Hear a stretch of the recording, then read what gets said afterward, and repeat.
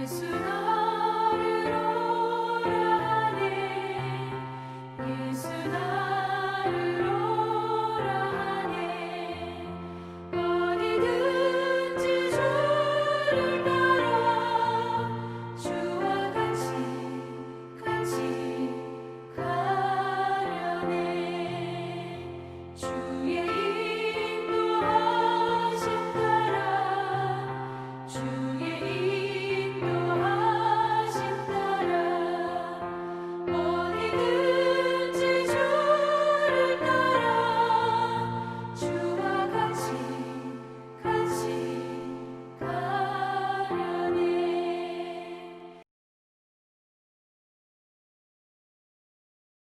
이때로부터 예수 그리스도께서 자기가 예루살렘에 올라가 장로들과 대제사장들과 서기관들에게 많은 고난을 받고 죽임을 당하고 제3일에 살아나야 할 것을 제자들에게 비로소 나타내시니 베드로가 예수를 붙들고 항변하여 이르되 주여 그리 마옵소서.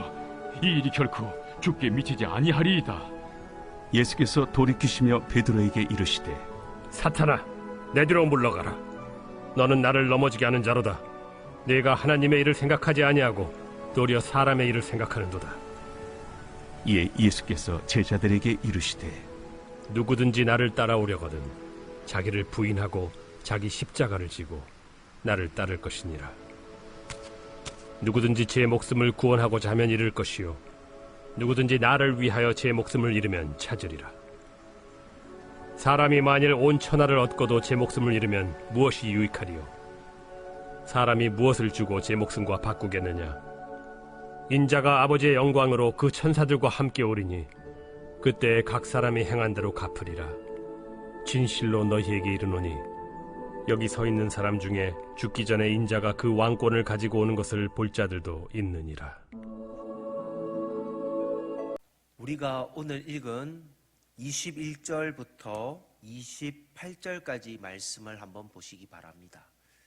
21절 시작하는 부분에 보면 이때로부터라는 단어가 시작됩니다. 마태복음에는 이때로부터라는 단어가 3번 반복이 되는데 마태복음 4장 17절에도 보면 갈릴리 전도를 시작하실 때에 하나님께서 이때로부터라는 단어를 쓰고 있습니다.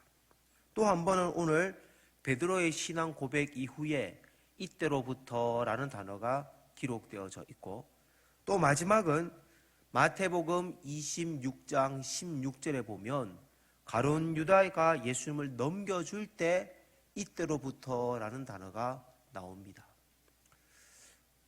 우리가 이 단어만 봐도 이 시점이 어떤 매듭을 짓는 시점이고 중요한 시점인 것을 알 수 있습니다.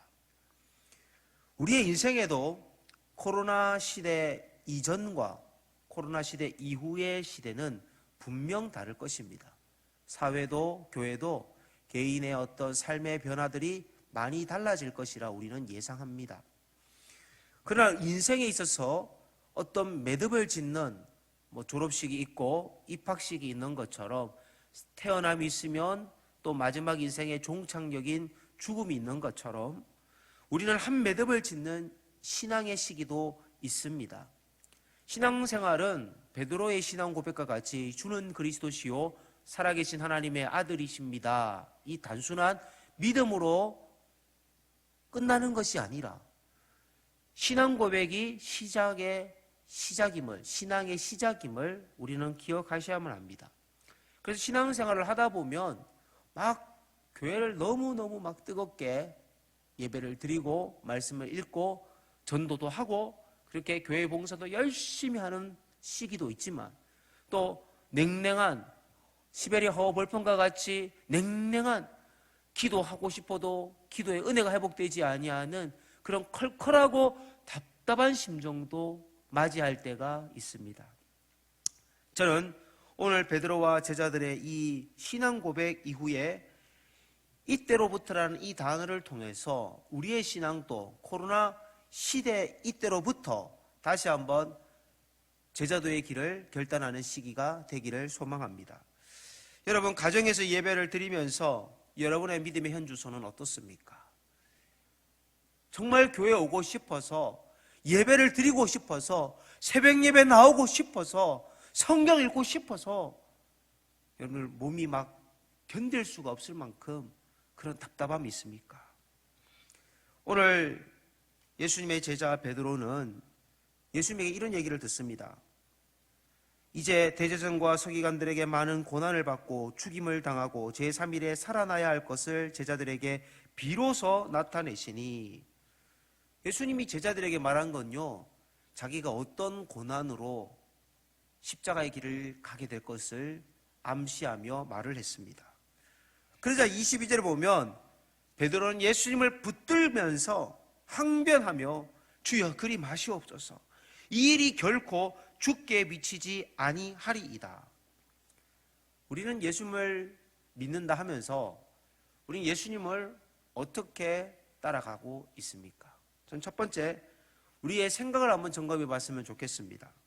베드로가 예수님의 옷자락을 붙잡으면서 주님 그러지 마십시오. 이거 얼마나 정말 제자가 스승에게 갈 수 있는 최고의 사랑의 표현이겠습니까? 그런데 베드로의 생각 속에는요, 당시의 헤롯 정권과 로마 정권을 예수님께서 신적인 권능으로 무너뜨리시고 예수님이 하나님의 나라를 일으켜 세우실 것이라는 다윗 왕국을 꿈꾸었던 것입니다. 그런데 예수님이 생각했던 하나님의 나라는 그것이 아니라 자기의 희생을 통한, 십자가의 고난을 통한 부활의 영광을 제자들에게 설명했던 것입니다. 베드로의 이 충성스러운 마음은요, 예수님이 얼마나 화가 났는지 베드로를 향하여 오늘 성경 23절에 보면 예수께서 돌이키시며 베드로에게 이르시되 사탄아 내 뒤로 물러가라. 베드로를 뭐라고요? 사탄이라 부르십니다. 조금 전 우리가 어제 읽었던 본문에서 보면 베드로는 천국 열쇠를 가졌다. 정말 너의 이 신앙 고백을 알게 해주신 하나님의 은혜 때문에 너는 천국 열쇠를 받았다. 이렇게 칭찬을 했습니다. 너의 이름 반석과 같은 곳에 교회를 세우겠다.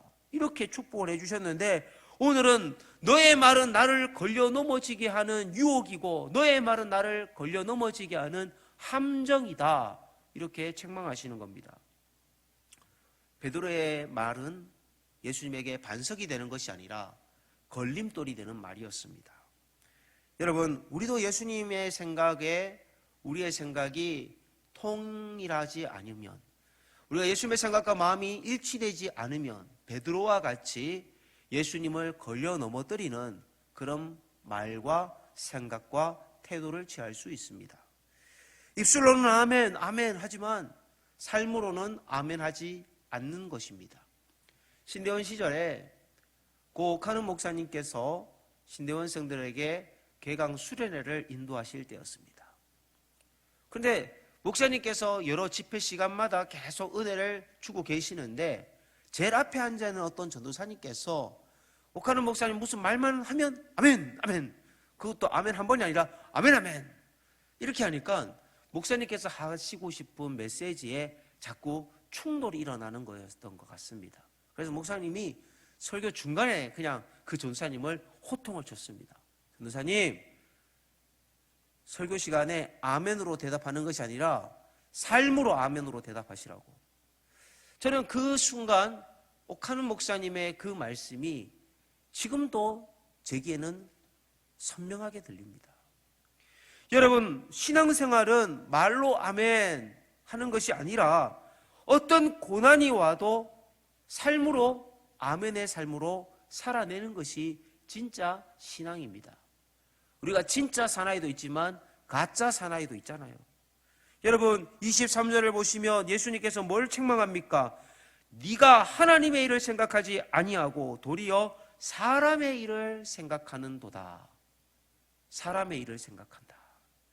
우리는 오늘 하루 살아갈 때에 하나님 일을 생각하는 삶이 되기를 원합니다. 그래서 우리에게 주어진 때로는 고난의 시간이 있다 할지라도 예수님의 인내를 생각하며 우리의 십자가를 묵묵히 지고 오늘 하루도 승리하시기를 소망합니다. 두 번째, 제자의 길은요, 순종이 요구됩니다. 24절에 보면 이에 예수께서 제자들에게 이르시되 누구든지 나를 따라오려거든 자기를 부인하고 자기 십자가를 지고 나를 따를 것이니라. 순종의 세 가지가 요구되는 걸 보게 되네요. 23절에 보니 여러분 세 가지 순종이 있는데, 첫째 자기를 부인해라, 두 번째 자기 십자가를 져라, 세 번째 나를, 주님을 따르라. 이렇게 세 가지가 언급됩니다. 자기 부인은 자기 계획대로 사는 것이 아니라 하나님 뜻대로, 하나님 계획대로 산다는 것입니다. 그러니까 자기 부인은 자기 욕심을 버리고 하나님의 뜻이 무엇인지 늘 고민하고 그 뜻에 나를 맞추는 삶인 것입니다. 우리나라가 일제로부터 식민지 통치를 당할 때에 우리나라의 주권 회복을 위해서 독립군을 모집했습니다. 그때 독립군에게 세 가지를 꼭 질문을 냈다고 합니다. 당신은 총알에 맞아 죽을 각오가 되어 있습니까? 당신은 배고픔에 굶주려 죽을 각오가 되어 있습니까? 당신은 추위에 얼어 죽을 각오가 되어 있습니까? 이 세 가지 질문에 yes, 예라고 대답할 수 있어야 독립군 자격으로 주어진 것입니다. 우리가 예수님을 따른다 할 때 그냥 말로만 아멘이 아니라 삶으로 아멘하기 위해서는 먼저 자신의 계획을 내려놓고 나를 향한 하나님의 계획에 순종하시기를 바랍니다. 그리고 십자가의 길을 걸어야 합니다. No cross, no crown. 십자가가 없으면 멸류관도 없습니다. 여러분, 그리고 우리는 끝까지 나를 따르라, 주님을 따라가는 삶을 선택해야 합니다.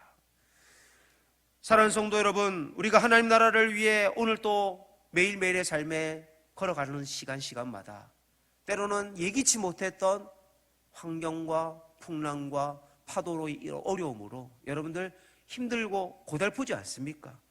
그러나 담임 목사인 제가 여러분의 십자가를 져줄 수 있으면 좋으련만 저는 저의 십자가가 있고 여러분은 여러분의 십자가가 있다는 겁니다.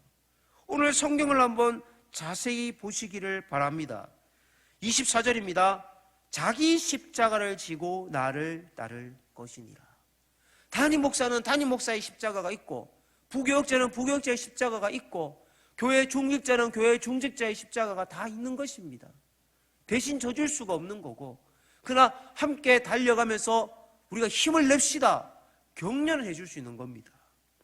여러분, 베드로도 예수님을 따라 끝까지 순종했습니다. 예수님 십자가에 지신 그것을 기억하고 자신 예수님을 정말 부끄럽게 예수님을 배반했던 과거의 아픔을 뒤로 하기 위해서 자신의 십자가 처형을 당할 때 거꾸로 십자가를 지는 그런 선택을 했습니다. 정말 우리는 예수님을 따르면서 어떻게 십자가를 지고 있습니까? 세 번째, 우리는 이 십자가의 길을 걸어가면 어떤 영광이 있을까요? 반드시 성경에는 보상이 있는 삶이 있다 약속을 하고 있습니다. 27절을 보시면 인자가 아버지의 영광으로 그 천사들과 함께 오리니 그때에 각 사람이 행한 대로 갚으리라. 뭐라고요? 그때에, 주님이 다시 오시는 그날 각 사람이, 저에게는 저의 상급이 있고 성도님들에게는 성도님들의 상급이 있는 것입니다. 하나님께서 행한 대로 갚으신다는 겁니다. 여러분, 하나님 앞에 인정받는 성도님들이 되어주시기를 바랍니다. 오래전 우리의 선조들 중에는 가문의 첫 번째로 예수를 믿으면서 가문의 호적에 빨간 줄이 그일 뻔도 했고, 또 집에서 아무 유산도 못 받고 가문에서 쫓겨나는 믿음의 신앙의 선배님들도 있었습니다. 심지어 교회를 다닌다고 아버지와 어머니가 성경에 불태우기도 하고 성경책을 찢어버리기도 하는 그런 아픔을 겪은 우리의 부모들의 세대도 있습니다. 그러나 주님은 얘기하십니다. 너희들이 그 고난 당할 때 내가 그 고난을 대신 담당했다. 주님은 말씀하십니다.